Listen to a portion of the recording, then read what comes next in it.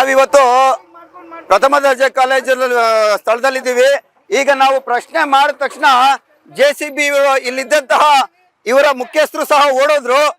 ಈಗ JCBಗಳು ಸಹ ಕಾಲ್ ಕೀಳೋದಕ್ಕೆ ಪ್ರಯತ್ನ ಮಾಡ್ತಾ ಇದ್ದಾವೆ. ಅಂದ್ರೆ ಇಲ್ಲಿ ಸ್ಪಷ್ಟ ಆಗುತ್ತೆ ಇಲ್ಲೇನೋ ಮೋಸ ಆಗ್ತಾ ಇದೆ. ಈ ಸರ್ಕಾರಿ ಜಾಗವನ್ನ ಯಾರೋ ವಶಪಡಿಸೋದಕ್ಕೆ ಪ್ರಯತ್ನ ಮಾಡ್ತಾ ಇದ್ದಾರೆ.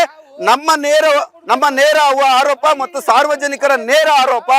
ಇದರಲ್ಲಿ ವಿ ಸೋಮಣ್ಣ ಒಂದು ಕೇಂದ್ರ ಸಚಿವರು ನೇರವಾಗಿ ಭಾಗಿಯಾಗಿದ್ದಾರೆ ಅಂತ ಆರೋಪ ಇದೆ. ಅವರು ಇದಕ್ಕೆ ಸ್ಪಷ್ಟೀಕರಣ ಕೊಡಬೇಕು. ಇದು ಯಾಕೆ ಈ ಕಾರ ಮಾಡ್ತಾ ಇದ್ದೀರಾ? ಯಾಕೆ ಸರ್ಕಾರಿ ಜಾಗಗಳನ್ನ ನೀವು ವಶಪಡಿಸ್ತಾ ಇದ್ದೀರಾ? ಸಾಕಾಗಲ್ವಾ ನಿಮ್ಗೆ? ನಿಮ್ಮ ಮಗನಿಗೆ ಇಲ್ಲೇ ಮರಿಯಪ್ಪನ ಪಾಳ್ಯದಲ್ಲಿ VSS ಅಂತ ದೊಡ್ಡ ಸಂಸ್ಥೆ ಕಟ್ಟಿದ್ದೀರಾ.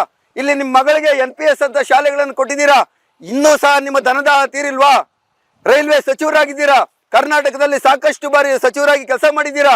ಕೋಟ್ಯಾಂತರ ರೂಪಾಯಿ ನುಂಗಿ ನೀರು ಕುಡ್ದಿದ್ದೀರಾ.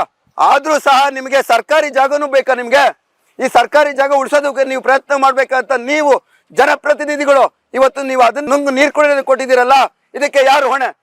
ಪ್ರಧಾನಮಂತ್ರಿ ಮೋದಿ ಅವರೇ, ನಿಮ್ಮ ಕೇಂದ್ರ ಸಚಿವರ ಮೇಲೆ ಆರೋಪ ಇದೆ. ಈ ಬುಕ್ ಕಬ್ಜಾ ನಿಮ್ಮ ಕೇಂದ್ರ ಸಚಿವರೇ ಮಾಡ್ತಾ ಇದ್ದಾರೆ ಅಂತ ಆರೋಪ ಇದೆ. ನೀವು ಅವ್ರ ಮೇಲೆ ಕ್ರಮ ತಗೊಳ್ಬೇಕು. ನಿಮ್ಮ ಅಮಿತ್ ಶಾ ಅವರೇ, ನಿಮ್ಮ ಕೇಂದ್ರ ಸಚಿವರು ಈ ರೀತಿಯಾದಂತಹ ಕೆಲಸ ಮಾಡ್ತಾ ಇದ್ದಾರೆ, ಸಾರ್ವಜನಿಕ ಆಸ್ತಿ ಪಾಸ್ತಿಯನ್ನು ಲಾಸ್ ಮಾಡ್ತಾ ಇದ್ದಾರೆ. ಅವ್ರ ಮೇಲೆ ಕ್ರಮ ತಗೊಳ್ಬೇಕು ಅಂತ ನಾವು ಖಂಡ ತುಂಡವಾಗಿ ಹೇಳ್ತಾ ಇದ್ದೀವಿ ಸ್ವಾಮಿ. ಇದು ಕೆಂಗೇರಿ ಜನರ ಭಾವನೆ ಮತ್ತೆ ಕೆಂಗೇರಿ ಮಕ್ಕಳ ಒಂದು ಭವಿಷ್ಯಕ್ಕೋಸ್ಕರ ಸರ್ಕಾರಿ ಪ್ರಥಮ ದರ್ಜೆ ಕಾಲೇಜು. ದಯವಿಟ್ಟು ಇದನ್ನು ಉಳಿಸ್ಬೇಕು ಅಂತ ನಾನು ಈ ಮೂಲಕ ಆಗ್ರಹಿಸ್ತಾ ಇದ್ದೀನಿ.